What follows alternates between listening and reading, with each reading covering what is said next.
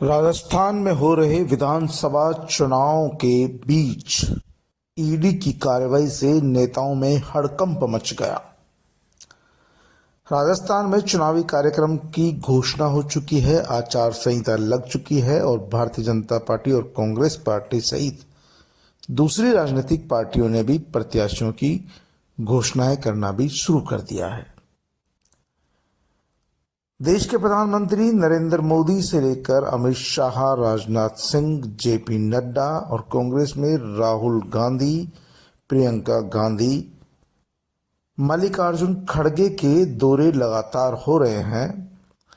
लेकिन इन राजनेताओं के सियासी दौरों के बावजूद राजस्थान की सियासत में इतनी गर्मी नहीं आई थी जितनी गर्मी ईडी की एक दिन की कार्रवाई से ही आ गई। दरअसल ईडी ने आज प्रदेश कांग्रेस कमेटी के प्रदेश अध्यक्ष गोविंद सिंह डोटासरा पर कार्रवाई की। उनके जयपुर और सिक्कर के ठिकानों पर एक साथ छापेमारी की। ईडी के सूत्रों का कहना है कि ये पेपर लीक प्रकरण में गोविंद सिंह डोटासरा पर कार्रवाई की गई है। गोविंद सिंह डोटासरा पर ईडी की कार्रवाई की सूचना के मिलने के साथ ही उनके जयपुर और सिक्कर आवास पर बड़ी संख्या में कार्यकर्ता पहुंचे और कार्यकर्ताओं ने जमकर हंगामा भी किया, नारेबाजी भी की। और खुद गोविंद सिंह डोटासरा ने कहा कि ये चुनाव में जानबूझकर कांग्रेस पार्टी के नेताओं की छवि खराब करने, उनकी छवि धूमिल करने का काम है। यदि ईडी को किसी तरह की कोई जांच पड़ताल करनी थी तो इतने समय पहले ही क्यों नहीं की गई। अभी आचार संहिता लगी हुई है और इस समय पूरे मीडिया का ध्यान आकर्षित करने के लिए, कांग्रेस पार्टी की छवि खराब करने के लिए ईडी को आगे किया गया है। जैसे ही डोटासरा पर ईडी की कार्रवाई की जानकारी मुख्यमंत्री अशोक गहलोत को लगी तो उन्होंने भी प्रेस वार्ता करके कहा कि जहां जहां पर भी चुनाव होते हैं, केंद्र सरकार, ईडी, आयकर विभाग और सीबीआई को हथियार की तरह इस्तेमाल करते हैं और जहां जहां जरूरत होती है वहां पर अपने विरोधियों पर इसका इस्तेमाल किया जाता है।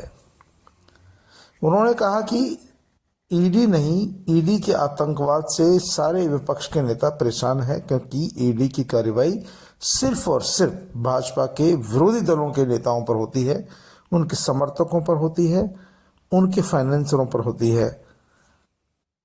जाहिर सी बात है कि ये बात न केवल डोटासरा, न केवल मुख्यमंत्री अशोक गहलोत के दिमाग से निकल कर आ रही है, बल्कि आम कांग्रेस कार्यकर्ता और आम आवाम का आदमी भी ये बात समझ गया है कि ईडी का दुरुपयोग हो रहा है। और ऐसा जब धारणा लोगों में बन जाएगी तो फिर आने वाले समय में इसका नुकसान भी उठाना पड़ सकता है। गोविंद सिंह डोटासरा के समर्थकों का तो यहाँ तक कहना है कि इसका गोविंद सिंह डोटासरा पर नुकसान कम होगा, उसका लाभ ज़्यादा मिलेगा, क्योंकि लोगों को पता है कि गोविंद सिंह डोटासरा ने इस मामले में कुछ भी गड़बड़ी नहीं की है। ईडी ने मुख्यमंत्री अशोक गहलोत के बेटे को भी नोटिस भेजकर बुलाया है, लेकिन अभी वैभव गहलोत नहीं गए हैं।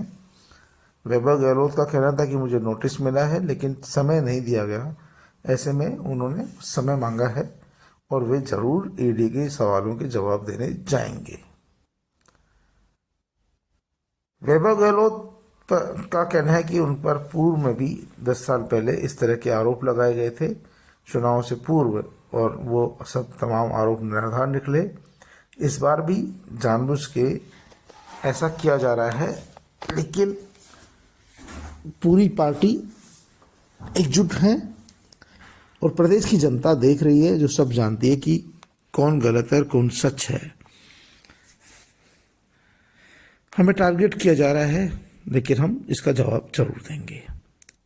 जहां तक ओम प्रकाश हुड्डा की बात है तो ओम प्रकाश हुड्डा 2 बार निर्दलीय विधायक एक बार भाजपा से और दूसरी बार निर्दलीय विधायक रह चुके हैं। इस बार राजस्थान में गहलोत सरकार का समर्थन किया तो गहलोत जी ने ओम प्रकाश हुड्डा को कांग्रेस का टिकट दिला दिया। अब इनका मुकाबला होना है डॉक्टर किरोड़ीलाल मीणा के भतीजे पूर्व प्रधान राजेंद्र मीणा से। राजेंद्र मीणा को ओम प्रकाश हुड्डा 2 चुनाव लगातार हरा चुके हैं। इस बार भी राजेंद्र हुड्डा और राजेंद्र मीणा के बीच ही टफ मुकाबला है। क्या होगा कोई नहीं जानता, लेकिन हुड्डा और उनके परिजनों का मानना है कि जीत उनकी ही होगी, क्योंकि वे सही काम कर रहे हैं। और यदि ईडी को लगता था तो आज से 6 महीने पहले कार्रवाई क्यों नहीं की। ओम प्रकाश हुड्डा की शिकायत डॉक्टर किरोड़ीलाल मीणा ने की है, उसके बाद उनके खिलाफ कार्रवाई हुई है। और ओम प्रकाश हुड्डा का कहना था कि इससे न केवल मेरा न मेरे किसी बॉस का, बल्कि जो भी विधायक है उन सब में भी नाराजगी है। कांग्रेस के आम लोगों का कहना है कि मोदी जी को सब समझ गए हैं, अब वो कितने ही झूठ बोल ले, लोगों को फर्क समझ में आता है और इस फर्क का फायदा कांग्रेस पार्टी को मिलता हुआ नजर आ रहा है। ईडी की कार्रवाई की जानकारी जैसे ही मुख्यमंत्री अशोक गहलोत को लगती है, वे भी प्रताप सिंह खाचरियावास, महेश जोशी, अर्चना शर्मा, सुखजिंदर सिंह रंधावा के साथ कांग्रेस पार्टी के वार रूम में मीडिया से रूबरू होते हैं और साफ तौर पर बताते हैं कि ईडी का दुरुपयोग किया जा रहा है। जिस जिस भी प्रदेश में, जिस जिस सूबे में विधानसभा चुनाव होते हैं, वहाँ ईडी का इस्तेमाल किया जाता है विरोधियों को डराने के लिए। हम डरने वाले नहीं हैं, हम जवाब देंगे, लेकिन इस तरह की कार्रवाई से जनता सब समझ रही है कि वाकई में कौन गलत है कौन सच्चा है। लोगों का यहाँ तक कहना था कि गोविंद सिंह डोटासरा के घर पे तो ईडी को कुछ नहीं मिलेगा, लेकिन यहाँ के लोग उनके लिए मरने मिटने को तैयार हैं। डोटासरा के समर्थकों का तो यहाँ तक कहना था कि इस चुनाव में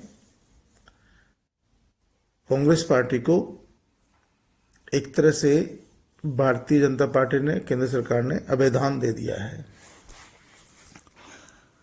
कुछ लोगों का यहाँ तक कहना था कि इस ईडी की कार्रवाई का असर लोकसभा चुनाव तक भी रहेगा और लोग आने वाले समय में बीजेपी को वोट देना बिल्कुल भी पसंद नहीं करेंगे, क्योंकि लोगों को लगता है कि यह पार्टी सिर्फ धर्म और समाज की राजनीति करती है।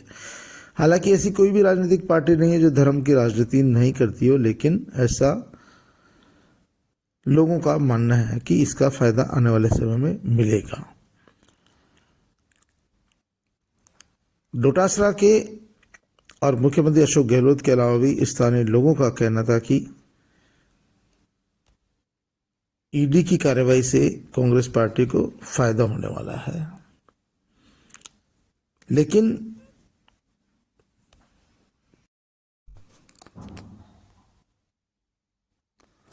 शहर हो या गांव, ढाणी हो या कस्बा, सभी जगह ईडी की कार्रवाई की चर्चा जोरों पर है और लोगों का कहना है कि ईडी का कहीं न कहीं दुरुपयोग किया जा रहा है विपक्ष के नेताओं को डराने के लिए, जो सरासर गलत है और वक्त आने पर वो इसका विरोध करेंगे।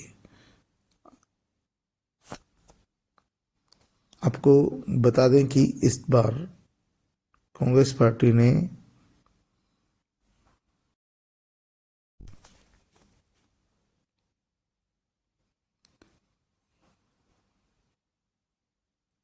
आम लोगों से जानने की कोशिश की।